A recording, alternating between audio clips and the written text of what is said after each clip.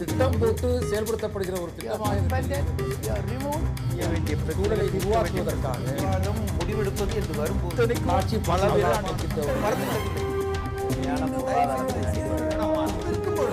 எதிர்த்து பேசிட்டு வணக்கம். நேர்பட பேசு நிகழ்ச்சிக்கு வரவேற்கிறோம். ஒரே நாளில் 4 மணி நேரத்தில் கொட்டி தீர்த்த மழை என்பது சென்னையையே ஸ்தம்பிக்க வைத்து விட்டது. நேற்று 16 சென்டிமீட்டர் மழை என்பது 4 மணி நேரத்தில் பெய்தது என்பது சமீபகால வரலாற்றில் இல்லாததாகவே இருக்கிறது. இந்த மழையும் அதோடு சேர்ந்த போக்குவரத்து நெரிசலும் நேற்றைக்கு 5 மணி நேரம், 6 மணி நேரம், 7 மணி நேரம் வரையும் பொதுமக்களை சாலைகளையே தங்க வைக்க வேண்டிய ஒரு சூழலாக இருந்தது. அதே போல சென்னை மாநகரம் மட்டுமல்ல, கடலூர், தூத்துக்குடி உள்ளிட்ட கடலோர மாவட்டங்களும் கூட மழையினால் பெருமளவு பாதிக்கப்பட்டு கொண்டிருக்கிறது. பெருமழையினாலும் கனமழையினாலும் கிட்டத்தட்ட தீவுகளாக மாறிவிட்டனவோ என்கிற கேள்வியை எழுப்பியிருக்கிறது.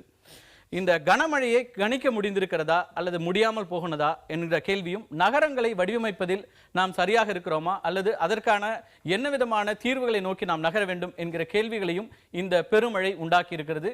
இன்றைய நம்முடைய விவாதத்தில் கலந்து கொள்கிறார்கள் சென்னை வானிலை மையத்தினுடைய இயக்குனர் திரு ரமணன். நம்முடைய அரங்கத்தில் இருக்கிறார்கள் ஓய்வு பெற்ற IAS அதிகாரி MG தேவசகாயம், அதே போல எக்ஸ்னோரா அமைப்பின் நிர்மல், அதிமுகவிலிருந்து திரு சமரசம், அதே போல ஓய்வு பெற்ற பேராசிரியர் KP சுப்பிரமணியம். திரு ரமணன், உங்கள்கிட்ட இருந்தே தொடங்கலாம். இன்றைய சூழல் எப்படி இருக்கிறது? எப்போதுமே மழை வேண்டும் என்ற பிரார்த்தனைகள் எல்லாம் போய் எப்போது மழை நிற்கும் என்கிற அளவிற்கு மக்கள் எதிர்பார்க்கக்கூடிய சூழலாக இருக்கிறது. தற்போதைய சமீபத்திய வானிலை அறிக்கையை முதல்ல சொல்லிடுங்க. ஆமா, இப்போ என்னன்னாக்கா வரும் 2 நாட்களுக்கு எந்த பிரச்சனையும் இல்லை. ஒரு சில இடங்கள் ஒரு இடங்கள் நிலை தான் இருக்கும். ஆனால் 26ஆம் தேதி அன்று ஒரு புதிய காற்றழுத்த தாழ்வு பகுதி தெற்கு அந்தமான் கடல் பகுதியில் உருவாகும் என்று எதிர்பார்க்கப்படுகிறது. அதன் மூலம் 27 இடை வரும்போது 28 ஒரு திருப்பியும் மழை துவங்குவதற்கான வாய்ப்பு உண்டு. இந்த இப்போ சராசரி அளவு அப்படிங்கிறது 48 சென்டிமீட்டருக்கு மேல ஆயிடுச்சு. நம்ம அக்டோபர் 1ல இருந்து இன்னும் ஒரு மாத அளவிற்காக மழை இருக்கும் அப்படிங்கும் போது இந்த மழை எப்படி கணிக்கிறீங்க? அதுவும் குறைந்த காற்றழுத்த தாழ்வு மண்டலத்திலே இவ்வளவு மழை இருக்கு. புயல் இல்லாம இப்படி ஒரு மழை எப்படி வருகிறது? அதாவது புயல் இருந்துன்னு வச்சுங்க, ஒரு நாள் அப்படியே கடந்து போய்விடும் ஒரே நாள்ல மழையை கொடுத்துட்டு. பட் இதெல்லாம் ஸ்லோ மூவிங் சிஸ்டம் சொல்லக்கூடிய மெல்ல நகரக்கூடிய நிகழ்வுகள். மெல்ல கடல்லே இருந்து எக்கச்சக்க மழை கொடுக்கும். இதெல்லாம் ரெயின் மேக்கர்ஸ் சொல்லுவாங்க. சோ அந்த அளவுல நிறைய கொடுக்கும். காற்றழுத்த தாழ்வு நிலைகள் தான் அதிகமா மழையை கொடுக்கக்கூடியவை. ஒரு காற்றழுத்த தாழ்வு நிலை என்பது தமிழக கடற்கரை வரணும்னா கிட்டத்தட்ட 10 நாள்லாம் கூட மழையை கொடுத்துருக்கு. நீங்க 2005ல பார்த்திருப்பீங்க. அதாவது 79 விழுக்காடு அதிகமா இருந்தது அந்த ஆண்டு அந்த வடகிழக்கு பருவமழை. ஏன்னா நிறைய நிகழ்வுகள் நிறைய நாள் இருந்து அதிக மழை கொடுத்தன. புயல் போன்ற நிகழ்வுகள்லாம் நம்ம இடையே வந்தால் ஒரு நாள் மழை, இல்ல 1.5 நாள் மழை, நம்ம விட்டு அகன்று சென்றால் ஒரு வறண்ட வானிலை. ஆனால் இந்த நிகழ்வுகள்லாம் அவ்வாறு அல்ல. நம்ம இடையே வரும்போது எக்கச்சக்கமாக நிறைய மழை கொடுக்கும். தமிழகம் முழுதும் ஒரே நாள்ல நல்ல மழை வரணும்னா ஒரு நிகழ்வானது இந்த மன்னார் வளைகுடாவில் இருந்தால் கண்டிப்பாக அதிக மழை பெறும். இதே இந்த வட இலங்கை பகுதியில் சென்று வட பகுதிக்கு வரும்பொழுது வட மாவட்டங்கள் மட்டுமே பயன்பெறும், தென் மாவட்டங்கள் அந்த அளவுக்கு பயன்பெறாது. இந்த நிகழ்வுகளை எல்லாம் பார்த்தா வட மாவட்டங்கள் நல்ல பயனை பெற்றுள்ளன. தொடர்ந்து சில தென் உள் மாவட்டங்கள்ல அந்த அளவுக்கு இன்னும் மழை வரலன்னு சொல்லலாம். தொடர்ந்து ஒரு சந்தேகம் எழுப்பப்பட்டு கொண்டே இருக்கிறது. இப்போ நமக்கு வெஸ்டர்ன் கண்ட்ரீஸ்ல பாத்தீங்கன்னா இன்னைக்கு இருக்கிற டெக்னாலஜில மொபைல்ல கூட வெதர் ரிப்போர்ட் பார்த்துட்டு அதற்கு பிறகு அவங்களுடைய அன்றைய தினத்தோட செயல்களை வடிவமைக்கிறாங்க. அதே மாதிரி இப்ப இன்று மாலை 3 மணிக்கு மழை பெய்யும்னா 3 மணிக்கு மழை பெய்கிறது, இல்லன்னா இல்லன்னு இருக்கு. நமக்கு ஏன் இந்தியாவில் அப்படி ஒரு ப்ரெடிக்ஷன்ஸ் சரியா அக்யூரேட்டா பண்ண முடியாதுல என்ன சிக்கல் இருக்கு? இப்போ நம்மளுக்கு ப்ரெடிக்ஷன் பார்க்கும்பொழுது மேலை நாட்டுகளுடைய கணினி சார்ந்த கணிப்பையும் கருத்தில் எடுத்துக்கொள்கின்றோம். ஆனா அவங்க கணிக்கிறது உலகம் முழுதுக்குமே கணிக்கின்றார்கள். இதே UK மெட் ஆபீஸ் சொல்லக்கூடிய இங்கிலாந்துல இருக்கிற அலுவலகமா இருக்கட்டும், ஐரோப்பிய ஒன்றியமாக இருக்கட்டும், அமெரிக்காவா இருக்கட்டும், ஆஸ்திரேலியாவா இருக்கட்டும், அவர்களுடைய கணிப்பெல்லாம் இந்தியாவை சேர்ந்துதான் கணிக்கின்றார்கள். அப்பவே நீங்க புரிஞ்சுப்பீங்க அந்த கணிப்பு என்பது வெப்ப மண்டலத்தில் சிறப்பாக சொல்ல முடியாதுங்கிறது தான். இப்போ ஒன்றும் அமெரிக்காவை எடுத்துங்க.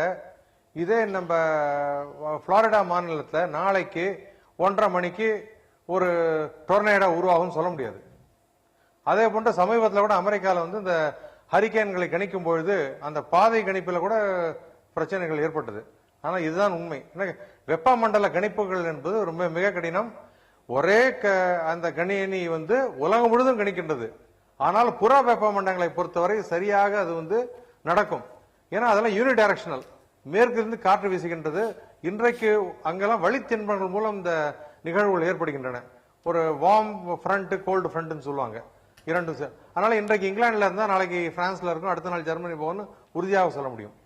வெப்ப மண்டலங்கள் என்பது ரொம்ப வந்து ஒரு கடினமானவை. இருந்தாலும் முன்னை விட சிறப்பாக முன்னேறி இருக்கிறோம். இப்போ புயல் போன்ற நிகழ்வுகள்லாம் ஆக்யூரேட்டா சொல்ல முடிகிறது. எனக்கு நிறைய கணிப்புகள் வரும்போது மீண்டும் அந்த கணிப்புகளை ஒரு கணினியில் செலுத்தி அதுல ஒரு கருத்தொற்றுமை பார்த்து புயல்களை பொறுத்தவரையிலும் விசாகப்பட்டினத்தை கடக்கும். இந்த இதை எடுத்துட்டு இருப்பீங்க, தானே புயல் கூட பார்த்திருப்பீங்க, அதை கடலூர் ரயில் கணிக்கலாம் சொல்ல முடிந்தது. இல்ல இப்ப அந்த கணிப்புகள் ஓரளவுக்கு இருக்கு. இப்ப மழை வந்து எவ்வளவு மழை பொழியும் அப்படிங்கிற அளவுக்கு கணிக்க முடியுமா சரியா? இப்ப நேத்து திடீர்னு 4 மணி நேரத்துல 16 சென்டிமீட்டர் அப்படிங்கும் போது கனமழைன்னு ஒரு கணக்கு எதிர்காலத்துல ஆமா ஆமா அதெல்லாம் எதிர்காலத்துல வருவதற்கான சாத்தியம் ஆராய்ச்சிகள் மூலம் அந்த அளவுக்கு கொண்டு வரலாம். ஆனா இம்மீடியட்டா கொண்டு வர முடியாது, இன்றைக்கு இல்லை.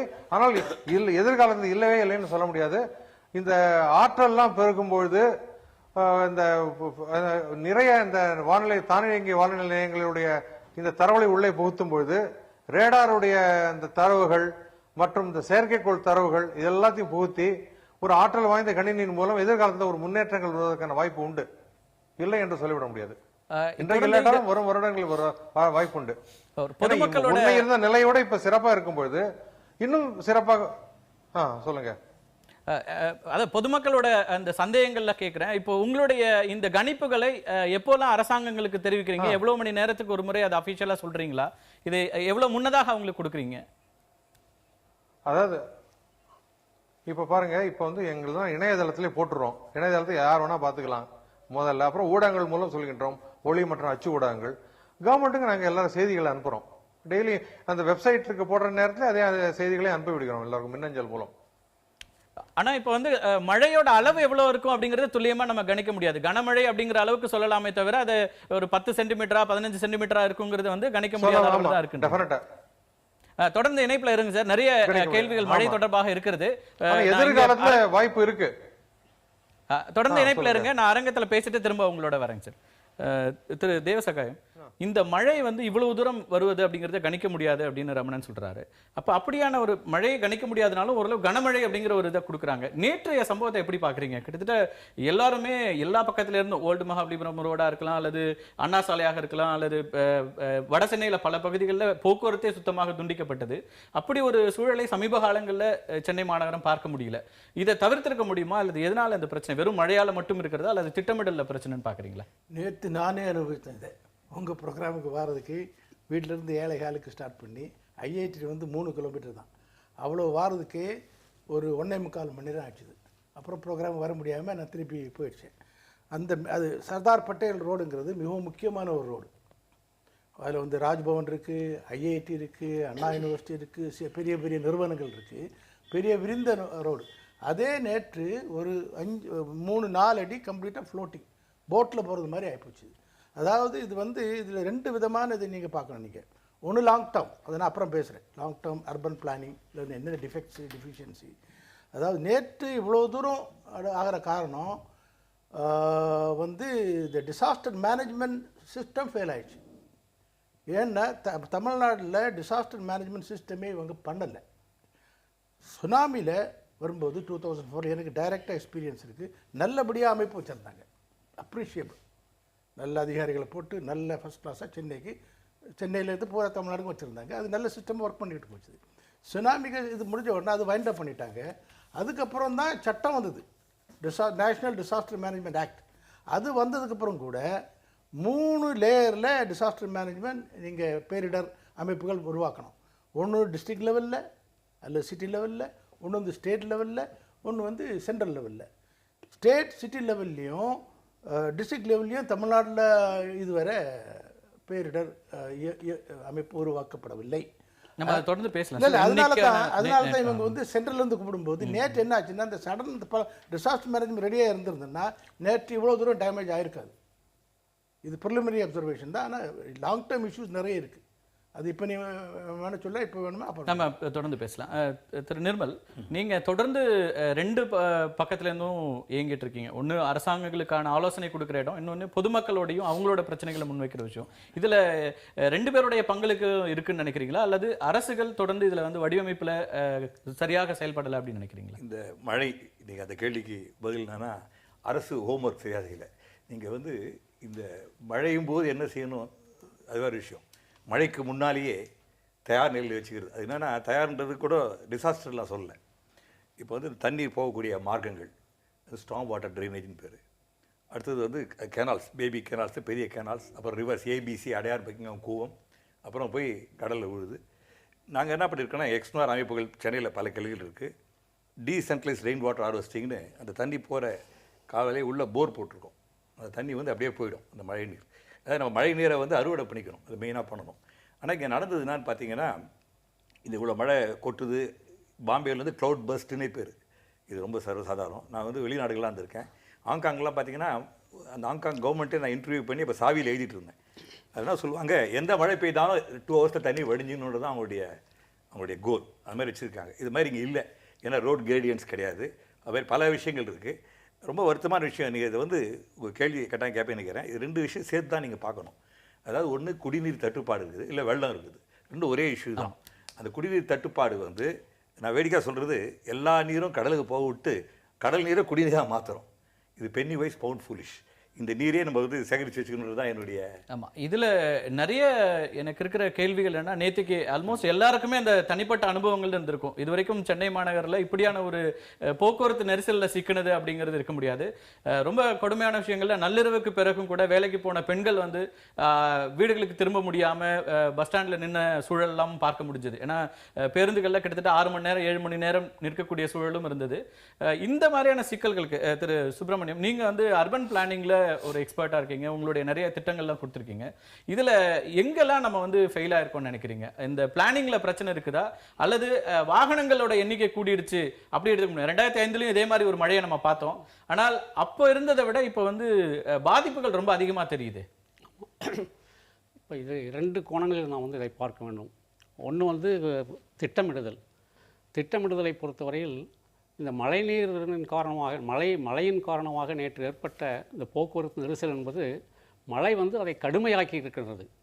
மற்றபடி வந்து இல்லை என்றாலும் கூட எப்பொழுதுமே போக்குவரத்து நெரிசல் இருக்கின்றது. அதுக்கு காரணம் வந்து வாகன பெருக்கம். இந்த மழைநீர் அதை வந்து ஏன் கடுமையாக்கியது என்று பார்ப்போமானால் எல்லோருக்கும் தெரிந்த காரணம்தான்.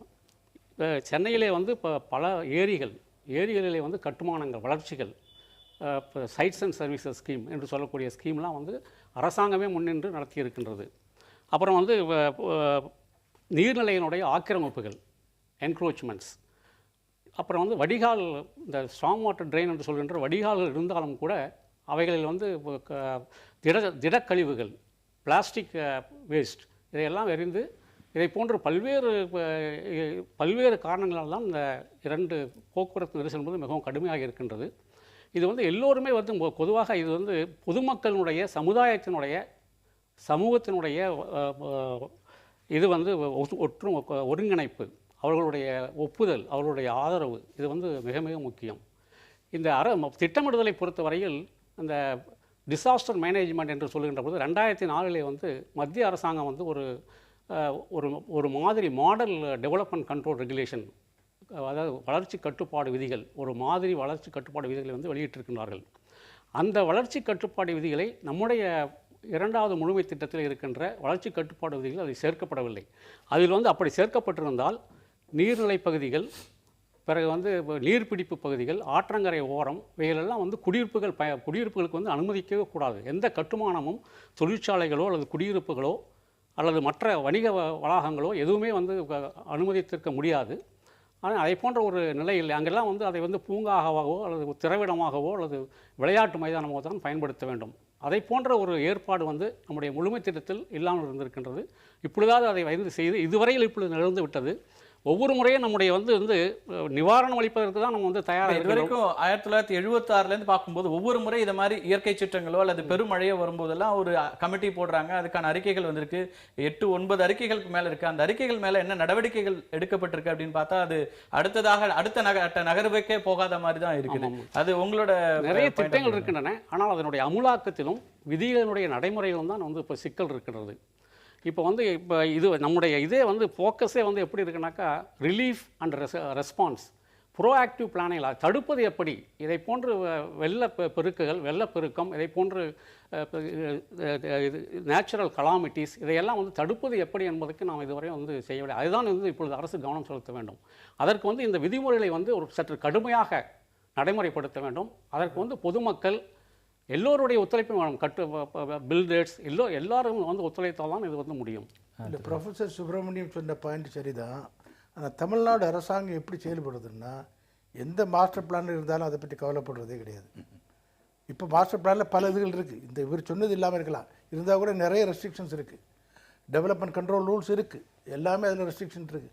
ஆனால் இவங்க லேண்ட் யூஸ் சேஞ்ச் பண்ணும்போது அதை பற்றி கவலைப்படுறதே கிடையாது. எங்கே வேணாலும் என்னத்தை வேணாலும் கட்டு, கவர்மெண்ட்டே கொண்டு போய் கட்டுறாங்க. ஸ்லம் கிளியரன்ஸ் போர்டு வந்து தாழ்வான பகுதியை செலக்ட் பண்ணி தான் அங்கே கட்டுறாங்க. இந்த பெரும்பாக்கத்தில் 12 மாடி 2000 ஃப்ளாட் கட்டியிருக்காங்க. மோஸ்ட் தாழ்வான அவங்க கவர்மெண்ட்டே செலக்ட் பண்ணி ஹவுசிங் போர்டெலாம். அதனால் என்ன பண்ணுறாங்க, நீ வெறும் மாஸ்டர் பிளான் கொண்டு வந்தால் போதாது, செயல்படுத்த வேண்டும். அது அப்புறம் தான் டீட்டெயில் அது நம்ம அதில் பேச வேண்டிய ஒரு கேள்வியும் இருக்கு. அந்த கேள்வி நீ கேளுங்க. அப்புறம் அதே மாதிரி ரொம்ப குறிப்பா நீங்க சொல்றதுல இருந்து வர்ற கேள்விங்கிறது சிஎம்டிஏல இருக்கிற அந்த டெவலப்மெண்ட் அத்தாரிட்டியா இல்ல வெறும் அப்ரூவல் அத்தாரிட்டியா மட்டும் இருக்குதா அப்படிங்கிற கேள்வியும் தொடர்ந்து எல்லாரும் அப்ரூவல் அத்தாரிட்டி மாத்திரம் இல்லை, அவங்களுக்கு ஒரு ரெகுலேஷனும் இல்லை, அப்ரூவலும் இல்லை. அதுக்கு போறதுக்கு முன்னாடி திரு ரமணன்ட்ட நம்ம மழை தொடர்பான சில விஷயங்களும் பேசிட்டோம்னா அதுக்கப்புறம் இந்த வளர்ச்சி திட்டங்களை பத்தி பேச முடியும். திரு ரமணன், சென்னையை தவிர்த்து கடலூர் மாவட்டம் தொடர்ந்து இந்த மாதிரி இயற்கை சீற்றங்களால பாதிப்புகளை சந்திச்சுட்டே இருக்குது. இந்த கடலூர் மட்டும் ஏன் இந்த மாதிரி தொடர் பிரச்சனைகளுக்கு ஆளாகுது? அதுல ஏதாவது ஸ்பெஷலா இருக்கா? அந்த அமைப்பு அப்படி இருக்கிறதா? கடலூரோட மாவட்டம், கடலோர மாவட்டங்கள் 13 மாவட்டங்கள் இருந்தாலும் கடலூருக்கான பாதிப்புகள் அதிகம் இருக்குது. சொல்றேன். இப்போ மன்னார் வளைகுடால இருந்தனாக்க அதற்கு வடக்குல இருக்கிற அத்தனை மாவட்டங்களிலும் கீழ் திசையிலிருந்து காற்று வீசும். இந்த நிகழ்வுகள் எல்லாம் என்ன பண்றதுன்னா இலங்கையினுடைய வடபகுதிக்கு வந்து நாகை மாவட்டத்துக்கிட்ட வருது. நாகை மாவட்டத்துக்கிட்ட வரும்போது அதுக்கு வடக்கில் உள்ள மாவட்டங்கள்னு பாத்தீங்கன்னா கடலூர், சென்னை, காஞ்சிபுரம், அடுத்தது திருவள்ளூர் தான். சோ இந்த மாவட்டங்கள்லாம் வடக்குல இருக்கு. சோ அதனால இந்த மாவட்டங்கள் தான் அதிக மழை பெறுகின்றன. அதான் காரணம். ஏன்னா வடக்குல இருக்கிற மாவட்டங்கள்ல காற்றானது கிழக்கு திசையிலிருந்து வீசும், அதுக்கு தெற்கில் உள்ள பகுதிகளில் மேற்கு திசையிலிருந்து வீசும். மேற்குல இருந்து காற்று வீசும் பொழுது வந்து இந்த மேற்கு தொடர்ச்சி மலை அரணாக இருப்பதன் காரணத்தால அதெல்லாம் ஒரு மழை மறைவு பகுதியாக போய்விடுகிறது. இந்த வட மாவட்டங்கள் மட்டுமே அதிக மழை பெறுகின்றன. இதை திரு நிர்மல் பேசும்போது சொன்னாரு, மும்பை போன்ற மாநகரங்கள்ல கிளவுட் பஸ்டிங் சொல்லுவாங்க, நிறைய அந்த இது வந்து தொடர்ந்து நடக்கிறது அப்படின்ட்டு. இங்க அப்படி ஒரு விஷயம் இருக்குதா? சென்னையை நம்ம அப்படி பார்க்க முடியுமா? அதனாலதான் இந்த மழை இருக்கு அப்படின்னு எடுத்துக்க முடியுமா? அதாவது நேற்று வந்து வந்த மழை வந்து கிளஸ்டர்னுவாங்க, அதாவது ஸ்குவால் லைன் அப்படின்னு சொல்லுவாங்க. ஒரு திரள் மேக தொடர் மாதிரி வந்தது, ஒண்ணுக்கு பின்னால ஒண்ணு. சோ அதனால இந்த பெருமழை பெய்தது. எப்பான ஒரு சில நாளுக்கு வரும். நீங்க கூட பார்த்திருப்பீங்க, இந்த மனித சங்கிலி போராட்டம் நடத்தினாங்க பாருங்க ஒரு நாள், அன்று கூட நிறைய மழை பெய்தது. அந்த மாதிரி எப்பொழுதாவது போய் முடியும். இன்னொன்று என்னன்னாக்க, இந்த இடிமழையை 2 வகைப்படும். ஒரு பொதுவாக நடக்கக்கூடிய ஏர் மாஸ் தண்டர்ஸ்டார்ம்னு சொல்லக்கூடியதுல வந்து இந்த மேலிருந்து செல்லும் நீர்த்துளிகளும் கீழே இருந்து நீருக்குள்ள ஒன்றோடு ஒன்றும் போது ஒரு மணி நேரம் இருக்கும். இதனால் இந்த கடும் இடிமழைங்கும் போது 2 பிரிக்கப்படும். மேலே செல்லும் நீர்த்துளிகளும் கீழே வரும் மழை துளிகளும். அப்பொழுது ரொம்ப நேரம் நடக்கும். விடிய மழை கொட்டின்னு சொல்லுவாங்க இல்லையா, அந்த மாதிரி நிகழ்வுகள் நடக்கும்போது நிறைய நேரம் இந்த மாதிரி மேக வெடிப்பு என்று சொல்லக்கூடிய இந்த கிளவுட் பஸ் எல்லாம் வருவதற்கான வாய்ப்பு உண்டு. ஒரே இடத்துல அந்த மேகம் நிறைய நேரம் நின்று நிறைய மழை பெய்தால் அதை கிளவுட் பஸ்ட்ங்கிறோம். அதாவது ஒரு 20 கிலோமீட்டர் வட்டத்துக்குள்ள 10 சென்டிமீட்டர் பரவருங்கிற லெவல்ல பெஞ்சுன்னா சொல்லுவோம். இன்னொரு சந்தேகம் எழுப்பப்படுது, இது பசிபிக் ஓஷன்ல இருக்க இந்த எல்னினோ எஃபெக்ட்னு இதை சொல்ல முடியுமா? அப்படி இல்லைன்னு இருந்தாலும் கூட நிறைய பேர் அதை குழப்பிக்கிறாங்க. அப்படி அதுல என்ன கியூரேட்டான ஒரு இது இருக்கு, அப்படி பார்க்க முடியுமா? எல்னினோ எஃபெக்டானால இந்த மழை அப்படின்னு பார்க்க முடியுமா? அதாவது எல்னினோ என்பது என்னன்னாக்க, பசிபிக் பெருங்கடல்ல ஒரு இந்த குளிர்ந்த நீரோட்டத்தை மாற்றி நிலநடுக்கோட்டு ஈக்குவேட்டர் பகுதியிலிருந்து நீர் வரும்பொழுது அதை வந்து நம்ம என்ன சொல்லுவோம்னாக்கா எல்னினோன்னு சொல்லுவோம். இந்த எல்னினோ நிகழ்வுகள் பசிபிக்ல நடக்கும் பொழுது ஆஸ்திரேலியாவை பொறுத்தவரை வறட்சியா இருக்கும், பெரு நாட்டை பொறுத்தவரை பெரும் மழை இருக்கும், இதான் சொல்லுவாங்க. ஆனால் இந்தியாவை பொறுத்தவரை வடகிழக்கு பருவமழையை பொறுத்தவரையிலும் ஒரு 92 விழுக்காடு வருடங்களிலே எல்னினோ வருடங்களிலே நம்ம வடகிழக்கு பருவமழையை பொறுத்தவரையிலும் இயல்பு இல்ல இயல்புக்கு அதிகமா இருந்திருக்கு. ஒரு 8 விழுக்காடு வருடங்களிலே இயல்பு குறைவா தான் இருந்திருக்கு. அதனால அது ஒன்றோடு ஒன்று தொடர்புன்னு சொல்ல முடியாது. இருந்தாலும் அது வந்து அந்த வருடங்களில் ஒரு நம்பிக்கை தரும், இந்த வருஷம் வருவதற்கு வாய்ப்பு உண்டுன்னு.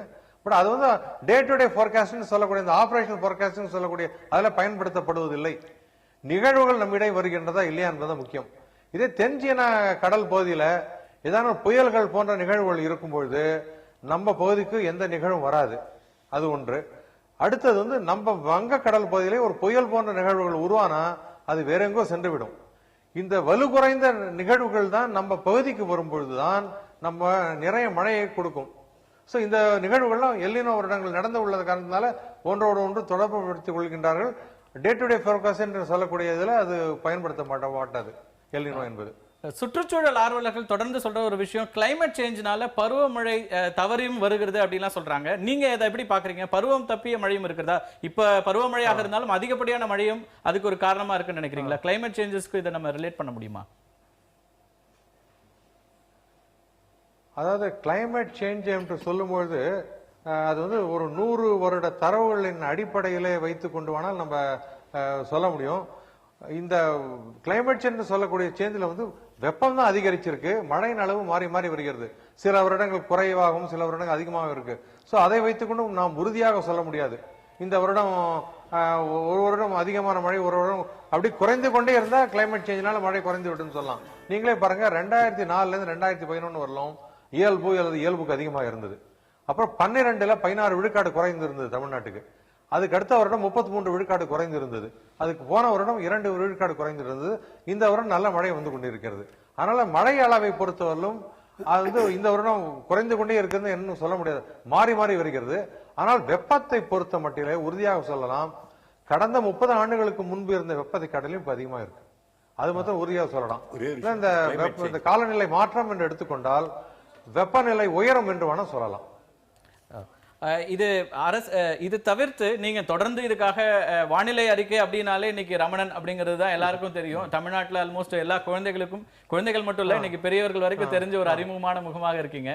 ஆனாலும் இந்த தொடர்ந்து உங்களுடைய இதுக்கான பங்களிப்பும் அதிகமா இருக்கு. சில நேரங்களில் விமர்சனங்களும் உங்க மேல வருது, அதை எப்படி பாக்குறீங்க? இப்ப வந்து நீங்க வெறும் வானத்தை பார்த்து இவர் இதை சொல்றாரா, இவங்கள்ட்ட ஒரு தொழில்நுட்பம் சரியா இல்ல அப்படிங்கிற விமர்சனங்களை அரசியல்வாதிகள் வைக்கிறாங்க, அதை நீங்க எப்படி பாக்குறீங்க? அவர் யார் வேணா ஏதாவது சொல்லிட்டு போனா, அரசியல்வாதிகள் மக்களுடைய பிரதிநிதிகள், அவர்களுக்கு எதிர்க்க நான் எதுவும் சொல்ல விரும்பல. ஆனா வந்து இப்ப பாருங்க 23ஆம் தேதி அன்னைக்கு 28 அன்றைக்கு பருவமழை தொடங்கும்னு சொன்னோம். 28 அன்று தொடங்கியது. இதே தானே புயலாம் 5 நாளுக்கு முன்பே கடலூர் அருகே கரையை கிடக்கும்னு சொன்னோம். புத்தூத் புயல் கூட விசாகப்பட்டினம் அருகே கரையை கிடக்கும்னு சொன்னோம். நீலம் புயல் கூட சென்னைக்கு அருகாமையில் சென்னைக்கு தெற்கே கரையை கிடக்கும்னு சொன்னோம். அதே மாதிரி மகாபலிபுரத்து அருகே கரை கிடந்தது. இந்த மாதிரி எமன் நாட்டு புயலை கூட கணிக்கின்றோம். இது வந்து தனிப்பட்ட யாருடைய முயற்சியும் இல்லை, இது தொழில்நுட்ப அறிவியல் முன்னேற்றங்கள் எல்லாருடைய கூட்டு முயற்சி, அதன் மூலமாக இது வெளிப்படுகிறது.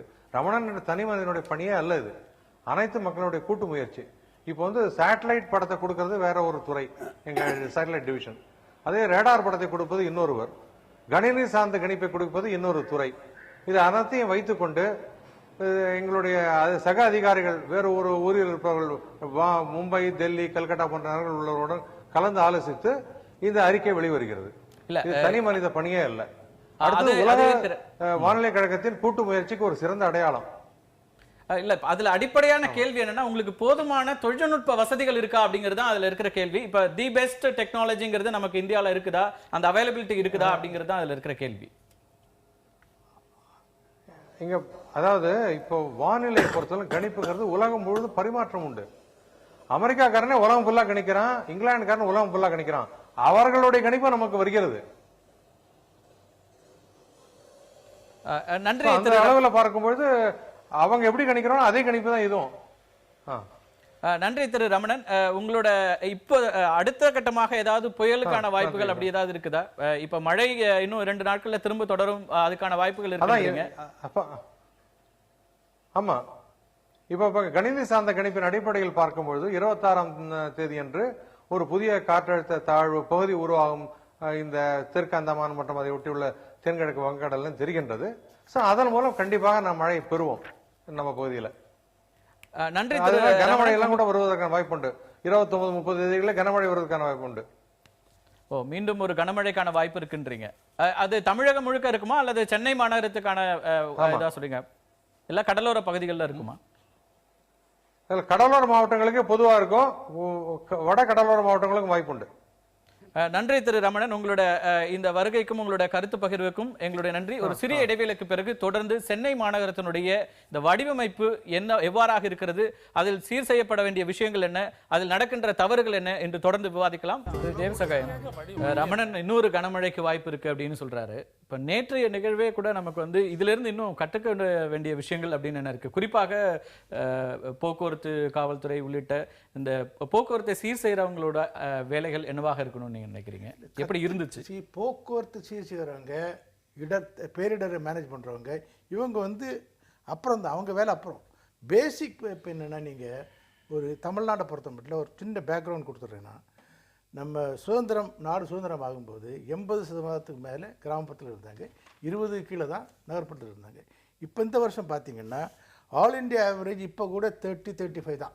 ஆனால் தமிழ்நாடு தான் நகர் மாவட்டத்தில் நம்பர் 1ல் இருந்துகிட்டு இருக்கு. மோஸ்ட் 50 ஆச்சுது. மகாராஷ்டிராவும் ஓவர்டேக் பண்ணிட்டோம். நகர்மயம் ஆகும்போது ஒரு இந்தியாவில் ஒரு பெரிய மாநகரம் நமக்கு சென்னை. அப்படி ஒரு நகர்மயம் ஆகும்போது அது நகருக்கு உள்ள சிஸ்டம் வேறு, கிராம சிஸ்டம் வேறு. இங்கே மல்டி டிசிப்ளினரி டெவலப்மெண்ட் இங்கே பண்ணும்போது கேர்ஃபுல்லி பிளான்ட், அந்த பிளான் பிரகாரம் தான் பண்ணணும். சென்னையில் பிரச்சனை நடந்ததுன்னா 1976 ஃபஸ்ட்டு மாஸ்டர் பிளான் பண்ணாங்க.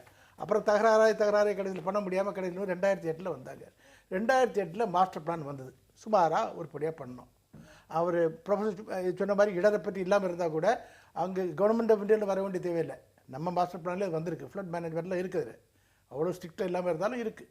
அதோடு சேர்ந்து டெவலப்மெண்ட் கண்ட்ரோல் ரூல்ஸும் இருக்குது. எப்படி பில்டிங் கட்டுறான், எப்படி எங்கே கட்டுறான், எப்படி கட்ட முடியும், லேண்ட் யூஸ் சேஞ்ச் எப்படி பண்ணுறது, விவசாயத்திலிருந்து எப்படி மாற்றுறது, எல்லாமே ரூல்ஸ் ரெகுலேஷன் இருக்குது.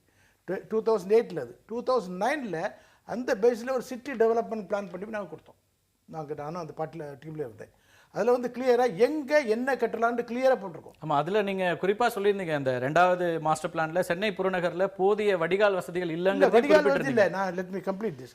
சிட்டி டெவலப்மெண்ட் என்ன சொல்லியிருக்கேன்னா, எங்கே என்ன கட்டணும், சிட்டியை 4 விதமாக பிரிச்சிருக்கோம். மேப்பை போட்டு கொடுத்துருக்கோம். எங்கள் டெரிகல்ல மேப்பெல்லாம் இருக்குது. அதாவது ஹை டென்சிட்டி எங்கே பண்ண முடியும், அங்கே மழை பாதிப்பே இல்லாத, தண்ணீர் பாதிப்பே இல்லாத இடங்களில் நீங்கள் ஹை டென்சிட்டி பண்ணலாம். அப்புறம் மீடியம், அப்புறம் லோ, அந்த இந்த தாழ்வான பகுதிகள் இருக்குது இல்லையா, லேக்கு, இது பேடி ஃபீல்ட்ஸு, மார்ஷ், எல்லா வாட்டர் பாடிஸ் எல்லாமே நோ டெவலப்மெண்ட் ஜோன். அதுக்குள்ளே ஒன்றுமே கட்டக்கூடாது. இன்னும் நேரம் லோ டென்சிட்டி, ஒரு மாடி 2 மாடி, அப்படி தான் கம்ப்ளீட்டாக மேப் கொடுத்துருக்கோம். ஆனால் உண்மையில் அந்த ரிப்போர்ட் எடுத்து அப்படியே குப்பை தொட்டில் போட்டாங்க. உண்மை நடக்கிறது என்ன, யார் எங்கே போனாலும் எங்கே கட்டணும் கட்ட அலோவ் பண்ணிடுறாங்க. High-rise buildings left, right and centre. இப்போ நீங்கள் வேளச்சேரியை பார்த்தீங்கன்னா ஒரு பெரிய ஒரு மாலை அங்கே இருக்குது. அதே மாதிரி பல இடங்களில் பெரிய பெரிய யூனிவர்சிட்டி எல்லாமே தாழ்வான பகுதியில் தான் இருக்குது.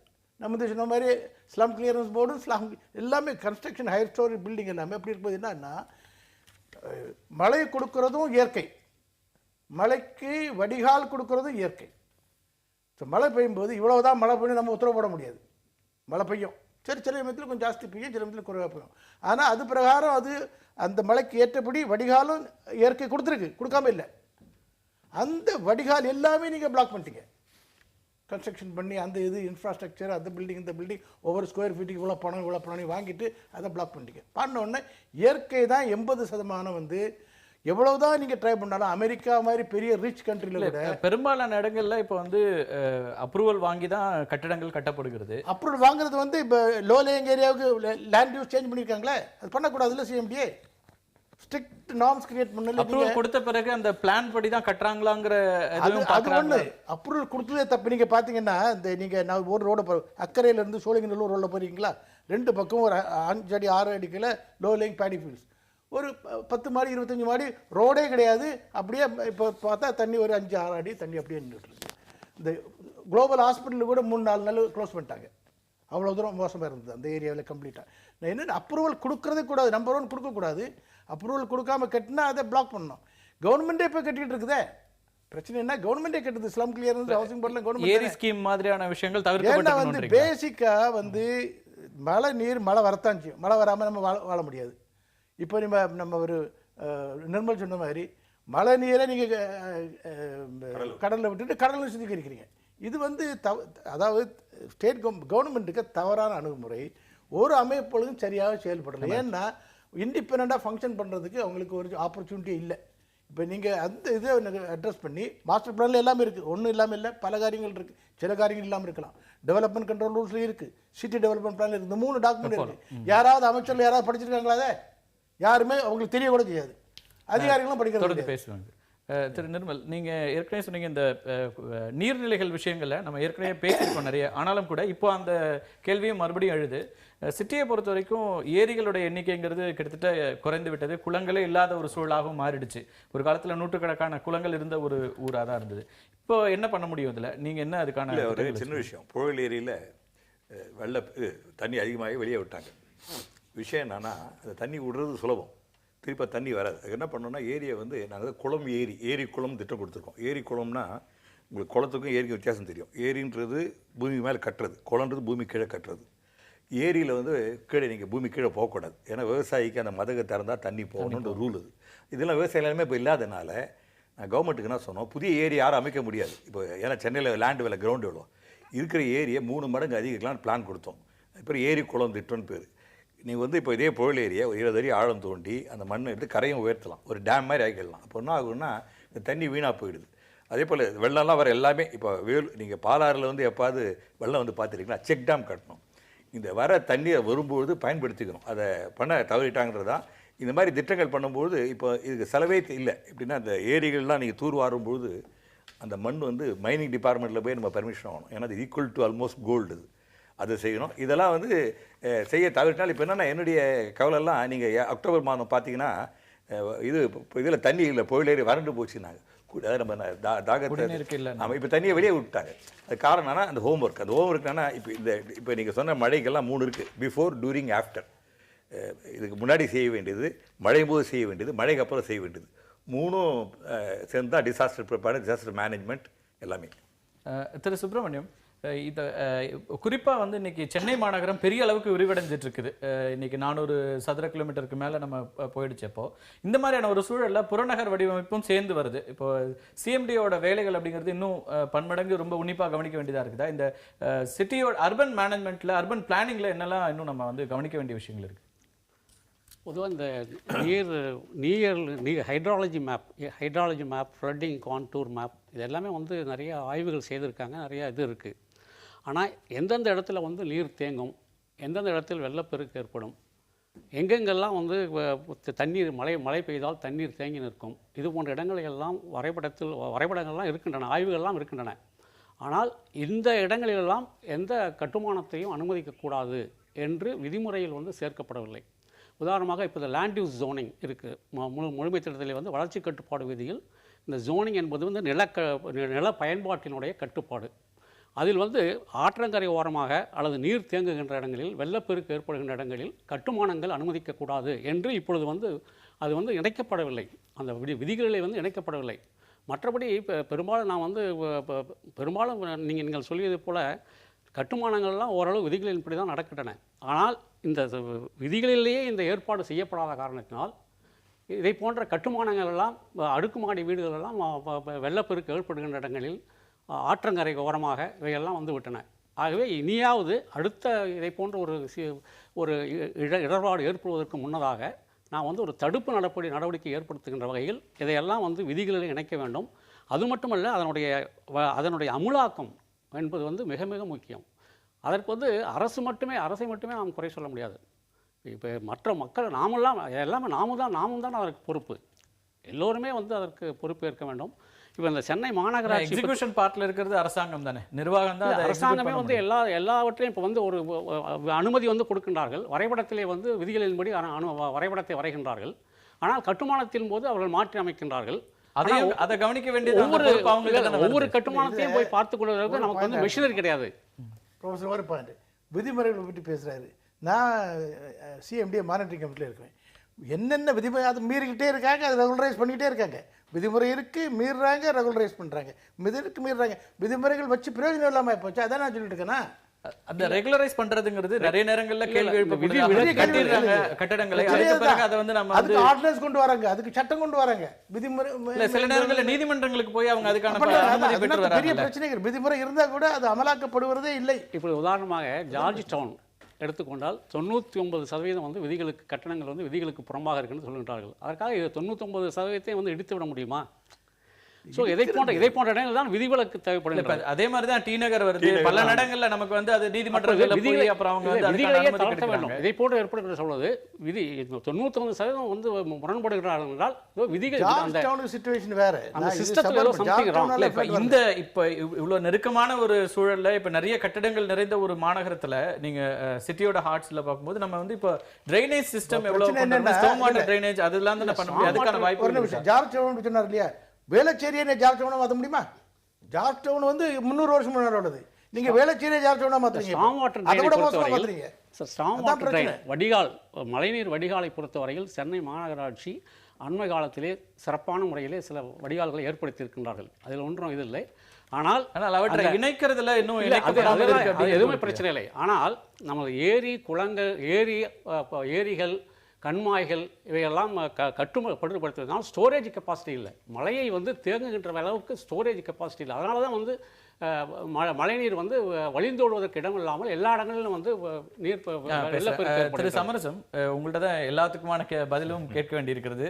இப்போ அரசாங்கம் என்ன செய்கிறது? திடீர்னு ஒரு மழை வருகிறது, அந்த நேரத்தில் நம்ம என்ன பண்ண முடியும்? நிறைய அதுக்கான அரசு இயந்திரம் தொடர்ந்து இயங்கிக் கொண்டிருக்கு அப்படின்னு சொன்னாலும் கூட நேற்றைய நிகழ்வு அப்படிங்கிறது பெரிய அளவிற்கு மக்கள் மத்தியில், குறிப்பாக சென்னை சிட்டியில் வந்து ஒரு நம்ம எங்கே இருக்கோம் அப்படிங்கிற ஒரு கேள்வி எழுப்பதாக இருந்தது. ஏன்னா 6 மணி நேரம் 7 மணி நேரம் நிறைய இடங்கள்ல காவல்துறையினரை பார்க்க முடியலங்கிற புகார்கள் சமூக வலைத்தளங்கள்ல பாத்தீங்கன்னா தொடர்ந்து நிறைய எழுதிட்டு இருக்காங்க. இப்ப இந்த இடத்துல அட்மினிஸ்ட்ரேஷன் உடனடியாக இறங்காம போயிருச்சு அப்படிங்கிறதுக்கான உங்களோட பதில் என்ன? என்று பொய்ப்பின் நேரம் ரொம்ப குறைவா இருக்கு. உன்னென்று உடற்றும் பசி என்பது குறள். கடல் நீர் சீழ்ந்த உலகமாயினும் மழை பொய்ப்பின் பொய்த்துவிட்டால் பசியின் கொடுமை வாட்டி எடுக்கும். அதுதான் அதனுடையது. இப்பொழுது ஏற்பட்டிருக்கின்ற இந்த செயல்களுக்கு முழுமையாக இந்த ஆட்சி மட்டுமே காரணமல்ல. 1. 2வது, இந்த ஆட்சி வந்த பிறகு என்னென்ன திட்டங்கள் தேவை என்பதை உலகம் எதிர்பாராத அளவிற்கு செய்து அந்த மழைநீர் சேகரிப்பு நிலையம் இது போன்ற திட்டங்கள் எல்லாம் உலக அளவில் பாராட்டத்தக்க வகையிலே நடைபெற்றது. நேற்றைய நிகழ்ச்சி என்பது மக்களுக்கும் புதிது, அரசுக்கும் புதிது, அதிகாரிகளுக்கும் புதியது. ஆனா வானிலை அறிக்கை முன்னாடியே கொடுத்துடுறேன்றாரு. நம்ம அரசாங்கம் அதுக்கு தயாராயிட முடியாதா? ஒரு இல்ல ஒரு இது குறைந்தபட்சமான செயல் திட்டங்கிறது ஒரு காவல்துறை எல்லா இடங்களையும் போக்குவரத்து சீர் பண்றதுக்கு எவ்வளவு வந்து பாதுகாப்பு சம்பந்தப்பட்ட விஷயமாவும் இருக்கு. நள்ளிரவுல வேலைக்கு போயிட்டு திரும்பி கொண்டிருக்கிற பெண்களுடைய நிலை என்ன? சாதாரணமாவே நமக்கு வந்து நிறைய திருட்டு உள்ளிட்ட எல்லா பிரச்சனைகளும் இருக்கும்போது அதுக்காகவாது இன்னைக்கு வந்து நீங்க களமிறங்கி இருக்கணும்ல? இல்ல இது நீங்க இப்ப ரமணன் சார் சொல்றதுக்கும் பஞ்சாங்கத்தில் சொல்றதுக்கும் எவ்வளவு வித்தியாசம் இருக்கு நீங்கள் பார்க்கணும். நாங்கள் ரமணன் சார் சொல்கிறது மட்டும் பார்த்துருந்தா அது சரியாக போச்சு. பஞ்சாங்கத்தில் இருக்கிறது பார்த்தா தான் நம்ம அந்த நிலைமை வந்துடுச்சு.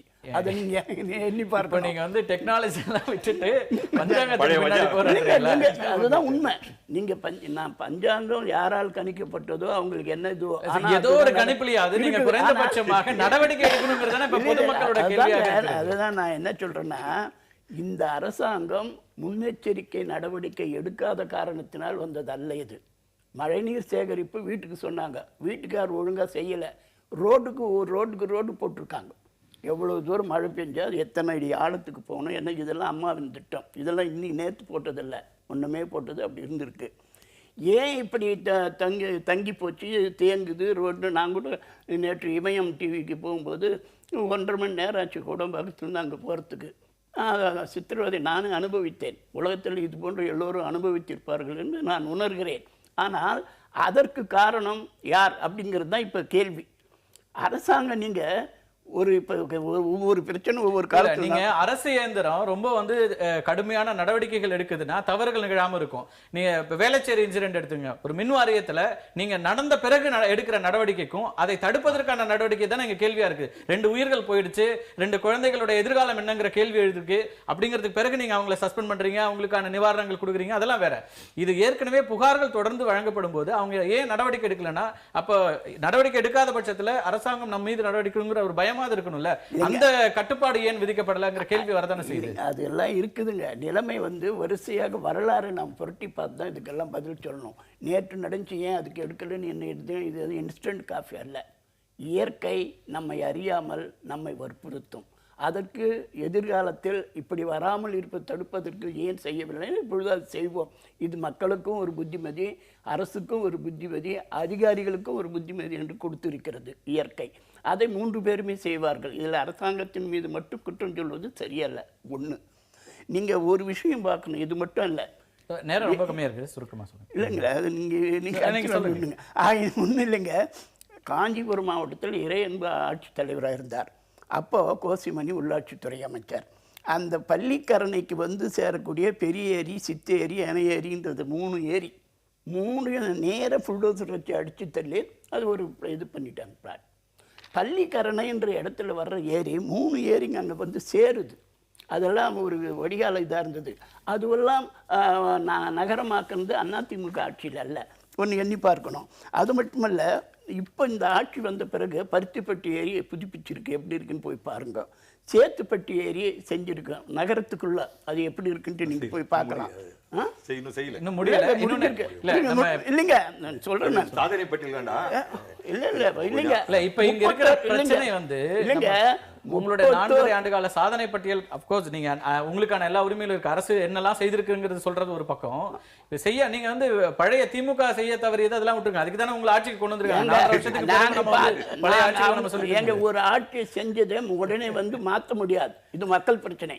4 வருஷம் சரி இல்லைங்க, இன்னும் 10 வருஷம் ஆனால் கூட உங்களுக்கு மாற்ற முடியாது. மக்கள் விரோத சக்தியா போகணும்னு நினைக்கிறீங்களா? அது இந்த ஆட்சி மீது வெறுப்பு உண்டாக்குறதுக்கு பேசக்கூடிய பேச்சை தவிர எப்படி இருப்பதை ஒழுங்குபடுத்துவது, இனிமேல் இது போன்ற நிகழ்ச்சி வராமல் இருப்பது எப்படி, இதுதான் நாங்கள் செய்கிறோமே தவிர அவர்கள் செய்து விட்டது எல்லாவற்றையும் தூக்கி எறிந்து விடுவது என்பது சரியான விஷயம் அல்ல. வள்ளுவர் கோட்டை திடிச்சிடலாமா? அது ஒரு ஏரியில தான் இருந்தது. ஏரியில தான் இருந்தது. இல்லை, இப்பவும் போய் பாருங்க, இந்த பக்கம் குளக்கரை தெரு அப்படி அதெல்லாம் எல்லாம் இருக்கு. நிறைய ஏரிகள் இன்னைக்கு சேலம் பஸ் ஸ்டாண்ட் யாரு? சுரேஷ், கன்னியாகுமரி என்ன பிரச்சனை? பொன்முடி இருக்கக்கூடியது எந்த இடம்?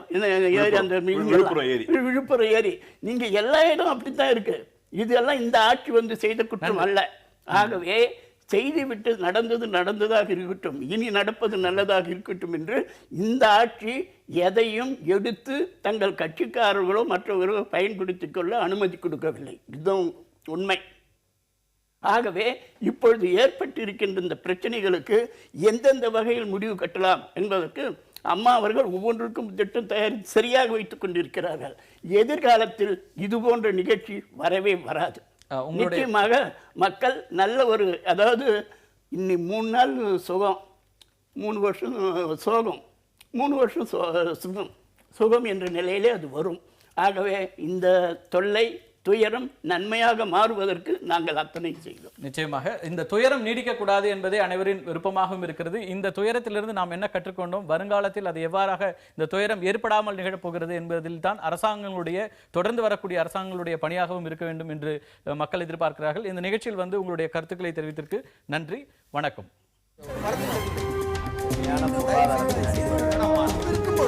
எதிர்த்து பேசிட்டு